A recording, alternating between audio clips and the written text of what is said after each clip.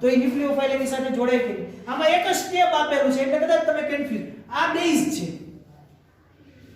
Base છે કે નહીં? એ હાઇડ્રોજન મેળવે તો એનો શું મળે? એસિડ મળે. તો હવે એનો સંયુગ્મ એસિડ કેવો હોય? BH. એનો સંયુગ્મ એસિડ થઈ ગયો કે નહીં? થઈ ગયો કે નહીં? હવે વધ્યું શું? આટલું વધ્યું OR. એ તો ઇલેક્ટ્રોન મેળવી લીધા એટલે OR કેવો છે તમારો? નેગેટિવ છે. પણ જો ધન આયન હોત તો એની સાથે જોડાઈ જાય. તો એ અહીંયા કોણ હતો? એસિડ હતો. આ તો એસિડ હતો. તો એમાં શું મળશે? આ સંયુગ્મ બેઝ મળશે. ક્લિયર? સમજાઈ ગયું? બસ કહી દો તો મને ખબર પડે ને. એમાં ખાલી ને ખાલી ઋણ આયન ન્યુક્લિયોફાઇલ એક જ બતાવ્યો તમને એટલે સીધો ખબર ના પડે સાહેબ કેમ હાઇડ્રોજન ઉપર સીધો અટેક થઈ ગયો ત્યાં. હકીકતમાં ધન આયન અને ઋણ આયન બે એનો અટેક સીધો આમાં બતાવી દીધો એટલે કન્ફ્યુઝ. તમારી ટેક્સમાં તમને આમ આપી દીધું. હવે તો આવડી જાય રિએક્શન કે લખવા આવડી જાય ને? ટેક્સમાં આપેલું. ઓકે. એસિડ અને બેઝ આની વ્યાખ્યા કઈ રીતે થઈ ગઈ? હવે સંયુગ્મ એસિડ અને સંયુગ્મ બેઝ કઈ રીતે મળે લખાણ કરવાનું થાય તો એ આવડી જાય. ઓકે. પ્રોટોન મેળવે છે અને પ્રોટોન ગુમાવે માટે એસિડ અને બેઝ લખી નાખવાનું. જોઈ લે કોમર થિયરી.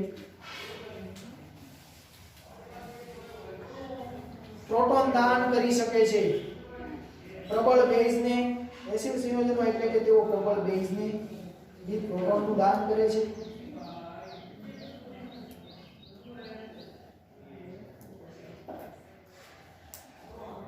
હવે પછીનો ટોપિક છે મજા આવે.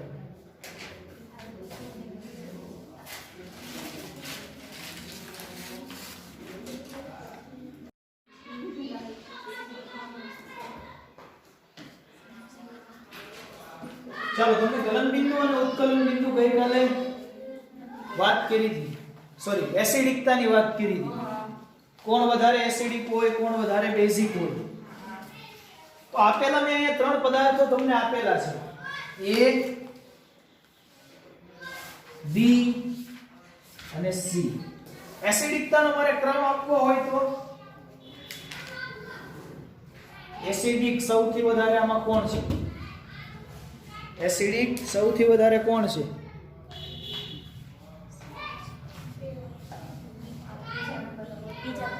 ABCD મેં તમને આપી દીધી તમે બોલી શકો.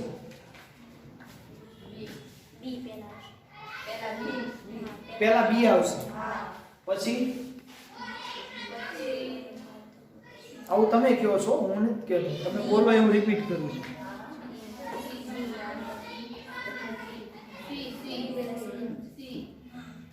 પછી C.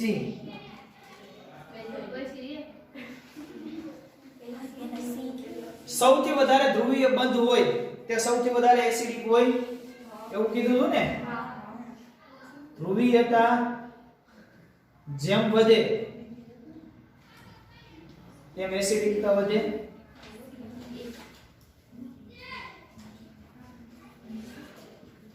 તેમ એસિડિક વધારે હોય. તો બતાવો આમાંથી કે સૌથી વધારે કયો બંધ ધ્રુવીય છે? OH બંધ જ જોવાનો છે, OH બંધ જ જોવાનો છે, OH બંધ જ જોવાનો છે.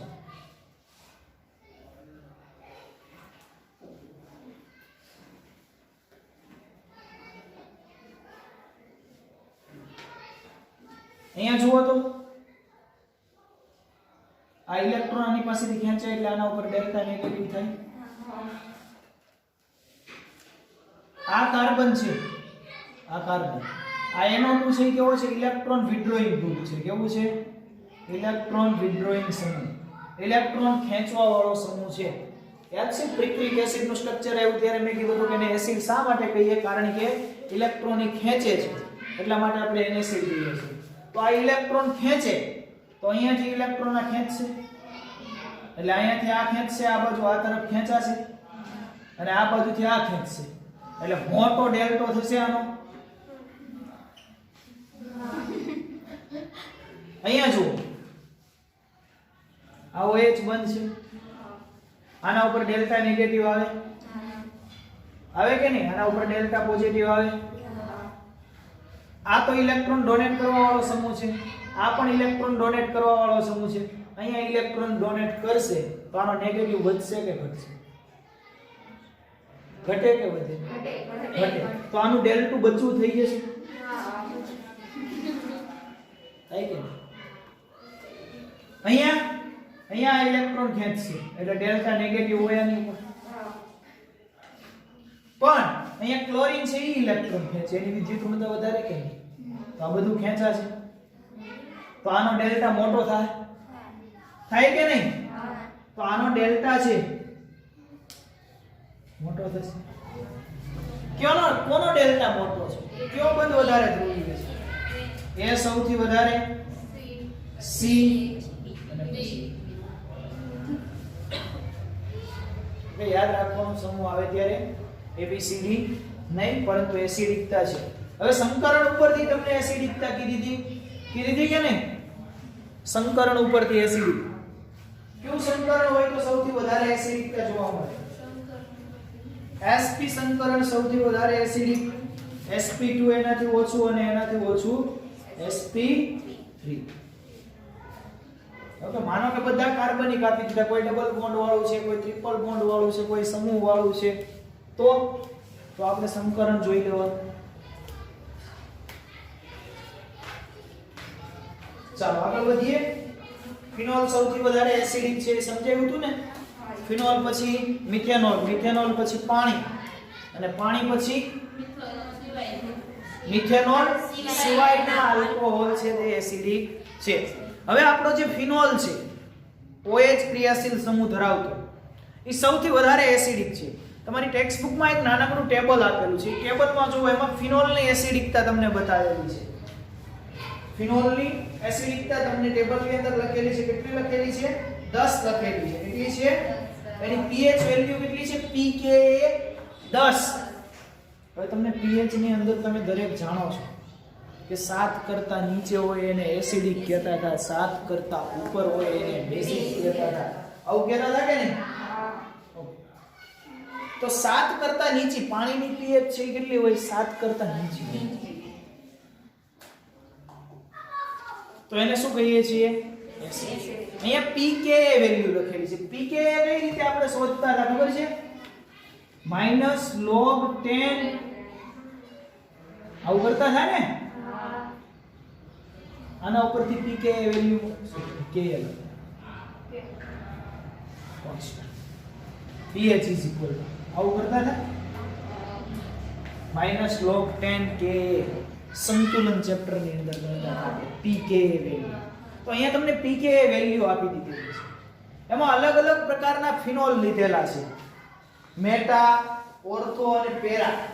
જો ઓર્થો ફિનોલ, મેટા ફિનોલ અને પેરા ફિનોલ ત્રણ તમને આપેલા છે. ઓર્થો નાઇટ્રોફિનોલ, મેટા નાઇટ્રોફિનોલ અને પેરા નાઇટ્રોફિનોલ અને ખાલી ફિનોલ એવું આપેલું છે. એમાંથી જે પેરા જે નાઇટ્રોફિનોલ છે એની એસિડિકતા જો સૌથી વધારે આપેલી છે 7.1. પેરાની સૌથી વધારે હોય, ફિનોલની તો વધારે હોય પણ પેરા એમાં પેરા નાઇટ્રોફિનોલ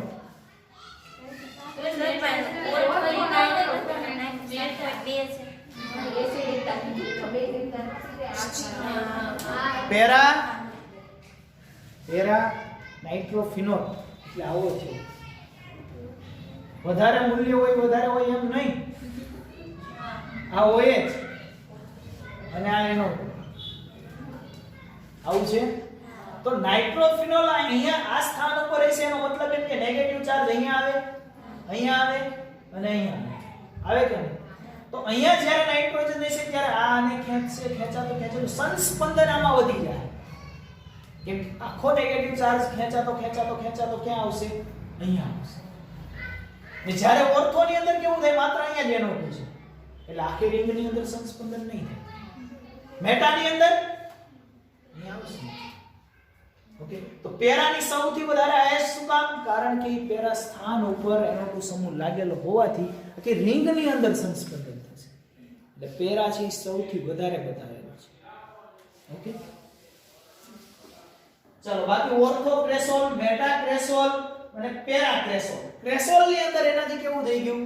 ઊંધું થઈ ગયું. ક્રેસોલ તમે આને કહેતા હતા, આપણે નામ કર્યું હતું ફિનોલ નું ત્યારે કીધું ક્રેસોલ. સામાન્ય નામ યાદ રાખજો, OHCH3 આ ઓર્થો ક્રેસોલ.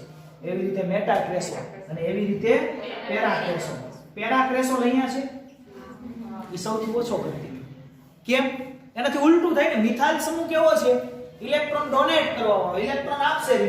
હવે આ ઇલેક્ટ્રોન રિંગને આપે તો આખી રિંગમાં ઇલેક્ટ્રોન અંદર આપે છે એટલે ઘટી જશે.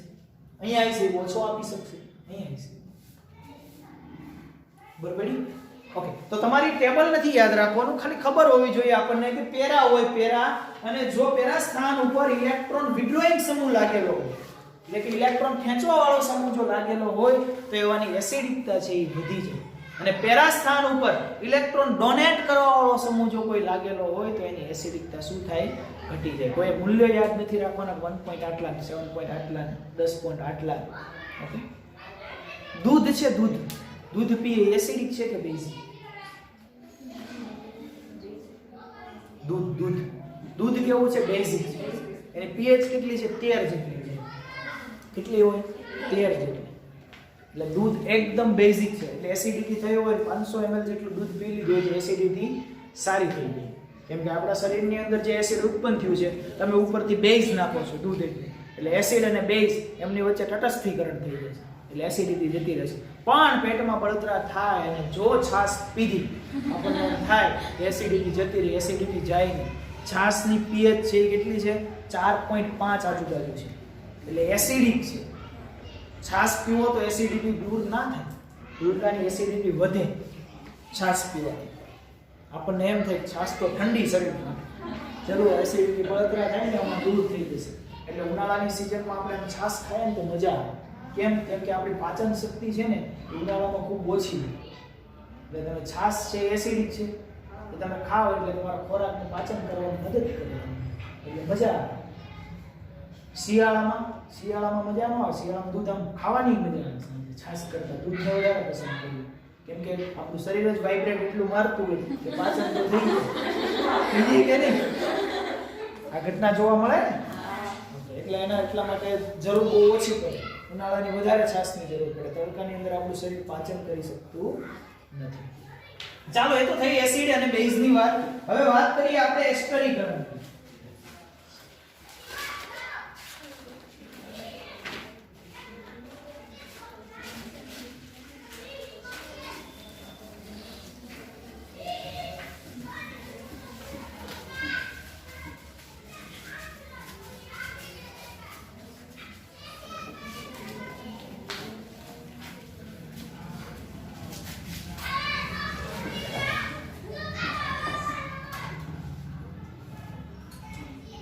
આલ્કોહોલીય સંયોજનો.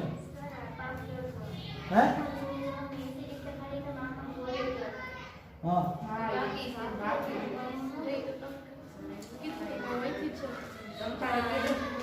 શું?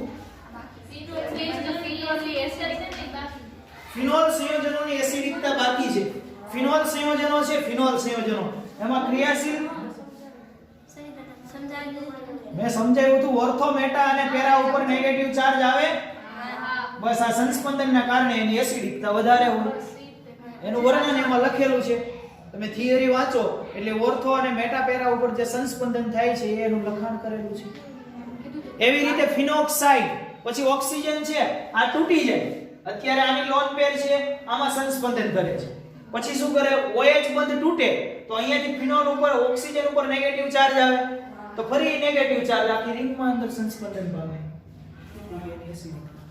તો અત્યારે હું બોલ્યો એ જ બોલ્યો, પણ ફિનોલ એસિડિક વધારે છે. ઓકે, એની સમજૂતી એમાં ક્યાં આપેલી છે? મેં તમને મિથેનોલ કરતા ફિનોલ છે એ વધારે એસિડિક હોય એ સમજાવ્યું. એ શા માટે વધારે એસિડિક હોય એ પણ સમજાવ્યું. તો એ સમજૂતી ક્યાંથી આવી? ઓર્થો, મેટા અને પેરા સંસ્પંદન.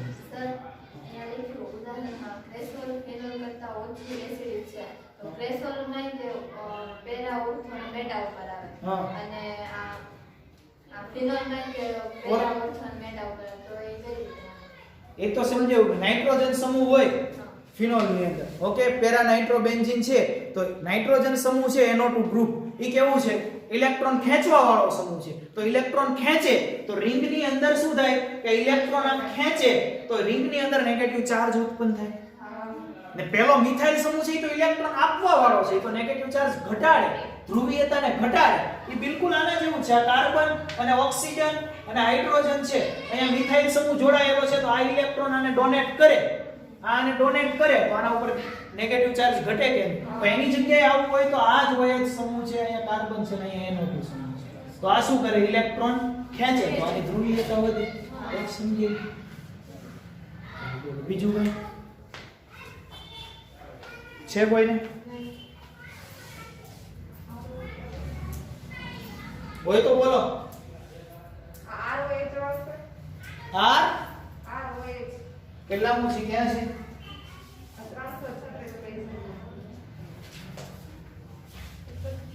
એ ફિનોક્સાઇડ આયન બનાવ્યો. ROH નથી, આ આલ્કોહોલ છે કે નહીં? જેવી રીતે આપણે આલ્કોહોલ ની અંદર ROH છે, આ મિથેનોલ છે, માની લો કે R ની જગ્યાએ કોણ છે? મિથેનોલ છે. તો આનો આયનીકરણ આ OH બંધ તોડો તો આના ઉપર નેગેટિવ ચાર્જ આવે કે નહીં? આના ઉપર પોઝિટિવ આવે. પછી આના ઉપરથી આપણે ધ્રુવીયતા નક્કી કરી. એવી જ રીતે ફિનોક્સાઇડ છે, આ મિથાઇલ ની જગ્યાએ કોણ છે? ફિનોલ છે.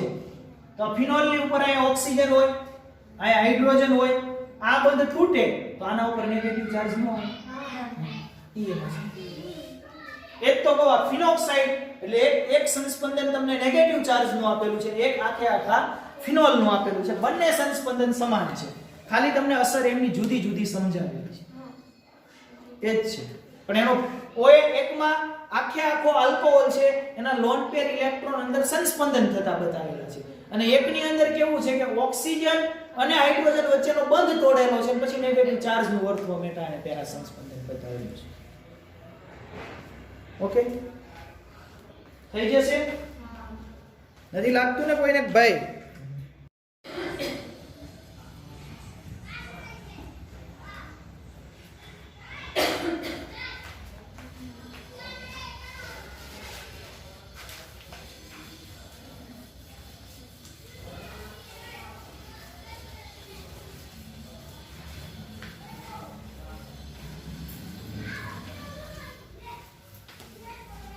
ચાલો હવે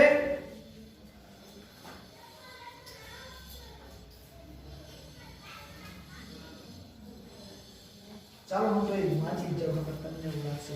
જો ફિનોલ સંયોજનોની એસિડિકતા એમાં લખેલું છે કે ફિનોલ ધાતુઓ, દાખલા તરીકે સોડિયમ, એલ્યુમિનિયમ, આપણે પ્રક્રિયા કરાવી આગળ કરાવી ને સોડિયમ ને એલ્યુમિનિયમ અહીંયા બનાવટની અંદર ફિનોલ. તો ફિનોલ, એલ્યુમિનિયમ આ બધી ધાતુ સાથે પ્રક્રિયા કરે છે ત્યારે સોડિયમ હાઇડ્રોક્સાઇડ સાથેની પ્રક્રિયા તેઓ એસિડિક સ્વભાવ સૂચવે છે. NaOH સાથેની પ્રક્રિયા શું સૂચવે છે? એસિડિક સ્વભાવ. કેમ NaOH? NaOH કોણ છે? બેઝ છે. તો બેઝ ક્યારે કોની સાથે પ્રક્રિયા કરે? એસિડ સાથે. એટલે આપણે NaOH અંદર એડ કરતા હતા ત્યારે એની સાથે ONA એવું બનાવતા હતા. ઓક્સિજન હાઇડ્રોજન બંધ તૂટતો હતો. ઓકે, તો એ એસિડિક ગુણધર્મ બતાવે છે. ફિનોલમાં બેન્ઝીન વલય જે ઇલેક્ટ્રોન આકર્ષક સમૂહ તરીકે વર્તે છે તેના sp2 સંકૃત કાર્બન સાથે હાઇડ્રોક્સિલ સમૂહ જોડાયેલો છે. આ ફિનોલ જે છે એમાં OH ક્રિયાશીલ સમૂહ છે એ ક્યાં જોડાયેલો છે? આ OH સમૂહ આ sp2 સંકરણ ધરાવતા કાર્બન સાથે જોડાયેલો છે.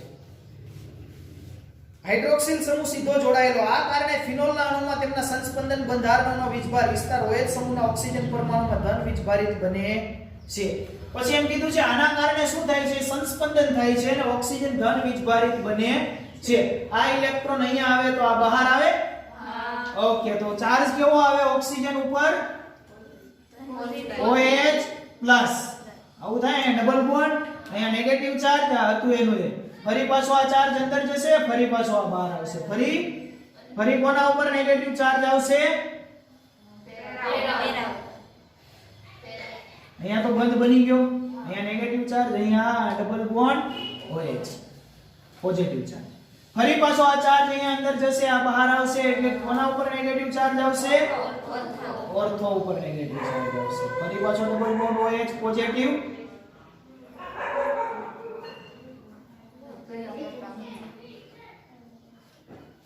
આવું થયું. ફરી પાછો આ ચાર્જ અંદર જશે, ફરી પાછો આ બહાર આવશે, ફરી પાછો હતો ને એવો ફિનોલ મળી જશે. ચાલો, આ શું બતાવે છે? આ એવું બતાવે છે કે સંસ્પંદનના કારણે ફિનોલની એસિડિકતા છે એ વધે છે. એના પછી ફિનોલનું જલીય સોડિયમ હાઇડ્રોક્સાઇડ સાથેની પ્રક્રિયા સૂચવે છે કે ફિનોલ સંયોજનો આલ્કોહોલ અને પાણી કરતા પ્રબળ એસિડ સંયોજનો છે. ફિનોલ છે આલ્કોહોલ, મિથેનોલ અને પાણી કરતા વધારે એસિડિક છે. મેં કાલે તમને ક્રમ લખાવી અને એ વસ્તુ સમજાવી દીધી કે ભાઈ ફિનોલ છે એ પાણી કરતા મિથેનોલ વધારે એસિડિક અને મિથોલ કરતા ફિનોલ છે એ વધારે એસિડિક છે. ચાલો આપણે તપાસ કરીએ કે એરોમેટિક વલય સાથે જોડાયેલા હાઇડ્રોક્સિલ સમૂહ આલ્કાઇલ સમૂહ સાથે જોડાયેલા હાઇડ્રોક્સિલ સમૂહ કરતા વધારે એસિડિક હોય છે. ચાલો આવું કેમ થાય છે કે મિથેનોલ કરતા ફિનોલ છે વધારે એસિડિક છે? તો એની તપાસ કરવા માટે તપાસ કરીએ તો આલ્કોહોલ છે સામાન્ય, તો આનો આ બંધ તૂટે છે ત્યારે ઓક્સિજન ઉપર ચાર્જ આવે છે નેગેટિવ, અને જ્યારે એરોમેટિક રિંગની અંદર OH બંધ તૂટે છે ત્યારે એનો ચાર્જ કોના ઉપર આવે છે? આ રિંગ સાથે જોડાયેલા ઓક્સિજન ઉપર. અહીંયા જે ચાર્જ આવે છે કોઈ સંસ્પંદન કરતો નથી. અહીંયા જે ચાર્જ આવે છે ફરી પાછો આખી રિંગની અંદર સંસ્પંદન કરે છે, માટે આની એસિડિકતા છે એ વધે છે. ફરી પાછો આ ચાર્જ છે ઓર્થો, મેટા અને પેરા ઉપર આવશે, માટે એમની એસિડિકતા વધશે. ચાલો ફિનોલમાં OH બંધ સાથે જોડાયેલો જે કાર્બન છે એ sp2 સંકૃત ધરાવતા વધુ વિદ્યુત ઋણમયના કારણે ઓક્સિજન પરમાણુ પરથી ઇલેક્ટ્રોનની ઘનતા ઘટાડે છે. ઇલેક્ટ્રોનની ઘનતા ઘટાડે એટલે શું? ઓક્સિજન પાસેથી ઇલેક્ટ્રોન ફિનાઇલ રિંગ લઈ લે છે, એટલે ઓક્સિજન ઉપર પોઝિટિવ ચાર્જ આવ્યો. ઓક્સિજન ઉપર જો પોઝિટિવ ચાર્જ આવ્યો એનો મતલબ એમ કે એના ઉપર ઇલેક્ટ્રોનની ઘનતા ઘટી ગઈ, અને ઇલેક્ટ્રોનની ઘનતા ક્યાં વધી ગઈ? રિંગમાં વધી ગઈ. જેના પરિણામે આલ્કોહોલની સરખામણીમાં ફિનોલનું આયનીકરણ વધારે થાય છે. આલ્કોહોલ એટલે મિથેનોલ કરતા ફિનોલનું આયનીકરણ વધારે થાય છે. વધારે થાય એનો મતલબ શું? કે વધારે ધ્રુવીયતા બતાવે છે, વધારે નેગેટિવ ચાર્જ આવે છે. હવે આપણે આલ્કોક્સાઇડ અને ફિનોક્સાઇડ આયનોની સ્થાયીતાની તપાસીએ તો આલ્કોક્સાઇડ આયનમાં ઋણ વીજભાર ઓક્સિજન પરમાણુ પર સ્થાનીકૃત થાય છે, જ્યારે ફિનોક્સાઇડ આયનમાં ઋણ વીજભાર છે વિસ્થાનીકૃત થાય છે. આલ્કોહોલની અંદર શું હોય? ઋણ વીજભાર ખાલી ઓક્સિજન ઉપર એમને એમ પડ્યો રહે, અને ફિનોલની અંદર શું થાય? ઋણ વીજભાર છે વિસ્થાનીકૃત થાય, એટલે બધે ફેલાય આખી રિંગની અંદર. ચાલો વિસ્થાનીકૃત ફિનોક્સાઇડ ની અંદર પછી તમને ચાર્જ બધા ફેલાતો જે બતાવેલો છે એનું ફરી પાછું તમને સ્ટ્રક્ચર બતાવ્યું છે. ઓર્થો, મેટા અને પેરા ઉપર જે ચાર્જ ફેલાય છે તેના અહીંયા તમને 5 બંધારણ દોરી આપેલા છે. ફિનોક્સાઇડ આયનો વધુ સ્થાયી બનાવે છે અને ફિનોલનો આયનીકરણમાં સહાયક બને છે. જો કે ફિનોલમાં પણ વીજભાર વિસ્થાનીકૃત થાય છે, તેના કારણે ફિનોક્સાઇડ આયન કરતા ફિનોલ અણુ ઓછો સ્થાયી હોય છે. ફિનોક્સાઇડ કરતા ફિનોલ આયન છે ઓછો સ્થાયી હોય. શું કામ હોય? ખાલી ઓક્સિજન ઉપર નેગેટિવ ચાર્જ હોય, ઈ કેવો હોય? ઈ તો અસ્થાયી જ રહેવાનો. તો કે પેલો તો ફિનોલ ની અંદર તો બોન્ડ બનેલો છે, એટલે સ્થાયીતા કેવી હોય? એની ઓછી હોય. વિસ્થાપિત ફિનોલ સંયોજનો નાઇટ્રો સમૂહ જેવા કે ઇલેક્ટ્રોન આકર્ષક સમૂહની હાજરીના કારણે ફિનોલની એસિડિક પ્રબળતામાં વધારો કરે છે. તો પછી ફિનોલની એસિડિકતામાં વધારો કોણ કરે? તો કે ઇલેક્ટ્રોન આકર્ષક સમૂહ. ઇલેક્ટ્રોન ફિનોલ રિંગમાંથી ખેંચી લે એવા સમૂહો, અને એવા સમૂહો એટલે કોણ? તો કે NO2 છે તે. એનું મેં આગળ ટેબલ તમને વર્ણન કર્યું હતું કે પેરા સ્થાન ઉપર NO2 જોડાયેલો હોય તો વધારે ઇલેક્ટ્રોન ખેંચે, જ્યારે ઇલેક્ટ્રોન વિડ્રોઈંગ સમૂહ લાગેલો હોય તો એવા સંજોગોની અંદર ફિનોલની એસિડિકતા છે એ શું થઈ જાય છે? વધી જાય છે, વધારો થાય છે. જ્યારે આવા સમૂહો ઓર્થો અને પેરા સ્થાન પર હોય છે ત્યારે અસર વધુ પ્રબળ બને છે. આના કારણે ફિનોક્સાઇડ આયનમાં ઋણ વીજભાર અસરકારક રીતે વિસ્થાનીકૃત પામે છે. હવે આવા સ્થાનો ક્યાં જોડાયેલા હોય? ઓર્થો અને પેરા સ્થાન ઉપર જોડાયેલા હોય ત્યારે એની એસિડિકતા છે વધારે પ્રબળ થાય છે. કેમ કે ઓર્થો અને પેરા સ્થાન ઉપર જ નેગેટિવ ચાર્જ આવે છે, એટલા માટે ઓર્થો અને પેરા કીધેલું છે, મેટા નથી કીધું. એટલા માટે આમાં જો મેટાનું ઊંધું બતાવેલું હોય છે. મેટા નાઇટ્રોફિનોલ છે ને એનું વધારે બતાવી દીધેલું હોય છે, બતાવ્યું છે ને, એટલે વધારે બેઝિક બતાવેલું છે. 8.3 બતાવ્યું. ઓર્થો અને પેરા વધારે બતાવ્યું છે.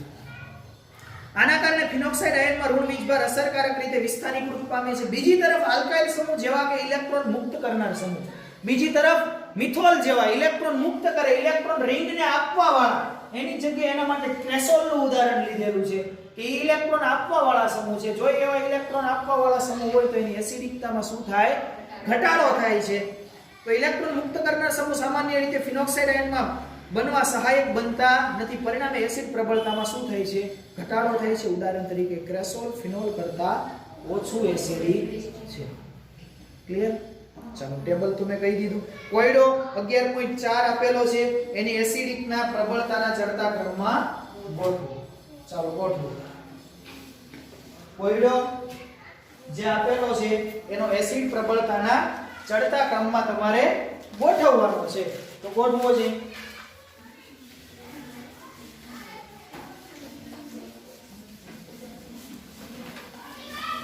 ચાલો એસિડ પ્રબળતાના ચડતા ક્રમમાં પહેલું જે તમને આપેલું છે તે આપેલું છે પ્રોપેન 1 ઓલ CH3 CH2 નિકોમિથેન પ્રોપેન 1 ઓલ. બીજું આપેલું છે તમને 2,4,6 ટ્રાઇનાઇટ્રોફિનોલ 2,4,6 ટ્રાઇનાઇટ્રોફિનોલ.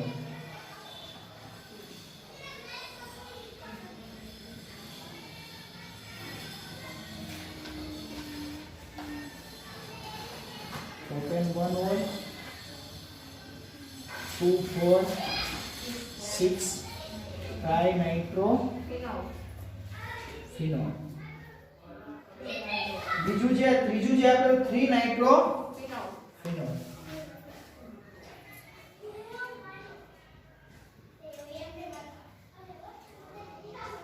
3 નાઇટ્રોફિનોલ. ચોથું શું આપ્યું?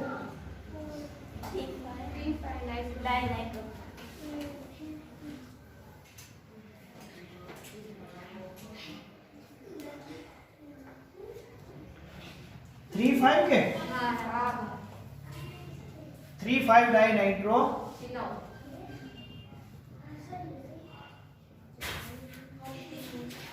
એના પછી કોણ આપ્યું?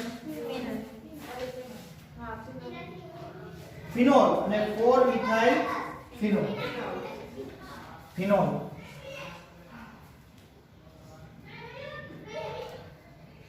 અને 4 મિથાઇલ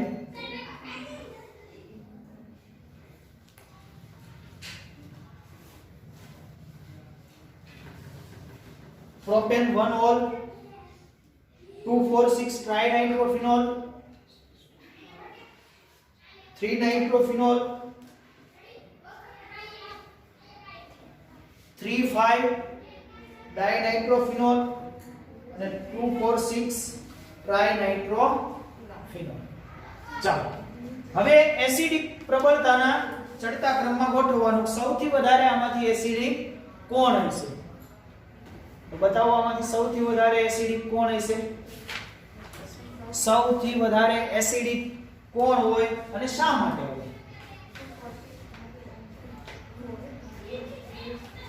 નાઇટ્રો સમૂહ જોડાયેલા હોય એટલે ઇલેક્ટ્રોન ખેંચવા વાળા સમૂહ હોય એટલે ફિનોલ કરતા તો આની એસિડિકતા વધી ગઈ નાઇટ્રો સમૂહ વાળા.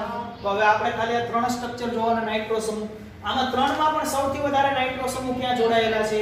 2,4,6 નાઇટ્રોફિનોલ. એટલે આ બંધ છે એ વધારે ધ્રુવીય બને એટલે આની એસિડિકતા વધી જાય. તો એક નંબર ઉપર આ સૌથી વધારે એસિડિક થયો. બીજા નંબરમાં 2 નાઇટ્રોફિનોલ. ત્રીજા નંબરમાં 1 નાઇટ્રોફિનોલ. ચોથો નંબરની અંદર શું આવશે? ખાલી ને ખાલી. પાંચમા નંબરમાં શું આવશે? આ આવે કે આ?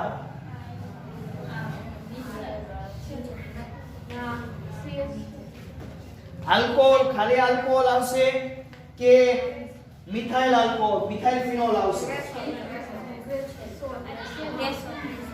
ક્રેસોલ આવશે. કેમ કે આની અંદર ભલે આ ડોનેટ કરતો પણ સંસ્પંદન તો હાજર છે. સામાન્ય આલ્કોહોલ કરતા ફિનોલ છે એસિડિક છે. આ તો મેં પહેલા તમને ક્રમ લખાવી દીધો. એટલે પછી હવે એમાં ભલે એનું વિભાજન થાય.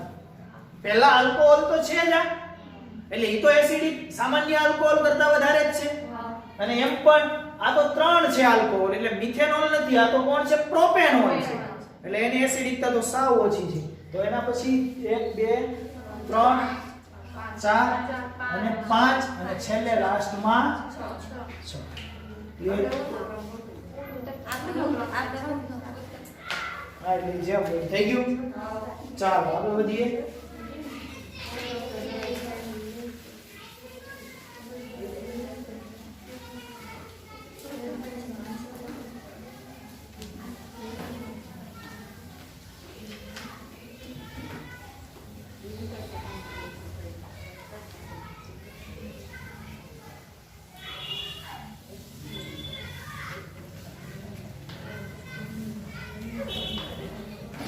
ચાલો એસ્ટરીકરણ. ફિનોલ સંયોજનો જે છે એ કાર્બોક્સિલિક એસિડ અને એસિડ ક્લોરાઇડ.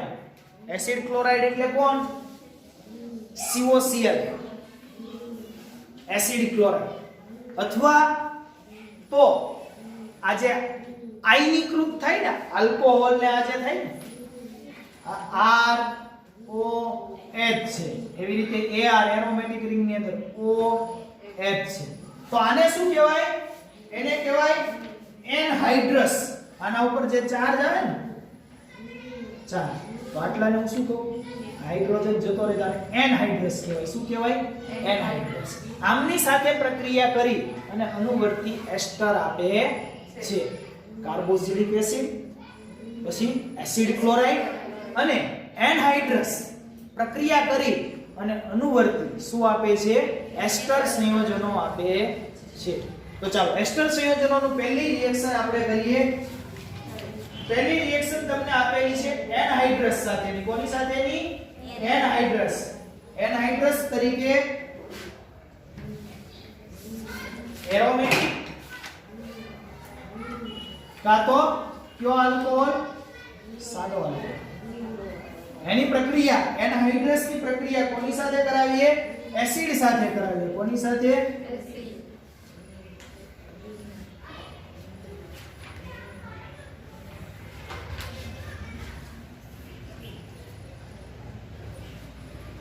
એસિડ સાથે કરાવીએ. એસિડ સાથે પ્રક્રિયા કરાવો તો એને અનુવર્તી શું આપે છે? એસ્ટર આપે છે. હવે આ પ્રક્રિયા કેવી છે? આખી રિવર્સિબલ પ્રક્રિયા છે. કેવી છે? રિવર્સિબલ. એસિડ કેટાલાઇઝ રિએક્શન થાય છે. કઈ થાય છે? એસિડ કેટાલાઇઝ. એટલે એસિડની હાજરીમાં આ પ્રક્રિયા થાય છે. એટલે આ પ્રોટોન છે આમાં ક્યાંય વપરાતો નથી. એક વખત રિએક્શનમાં જાય ફરી પાછો આવતો રહે છે. એટલે પ્રતિવર્તી પ્રક્રિયા છે. તો આમની અંદરથી એસિડ કેટાલાઇઝ રિએક્શન જ્યારે થાય, કોઈ પણ પદાર્થની અંદર જ્યારે એસિડ ઉમેરવામાં આવે ત્યારે એમાંથી હંમેશા પાણી છૂટવું પડે. શું છૂટવું પડે? પાણી છૂટવું પડે. તો આની અંદરથી છૂટું શું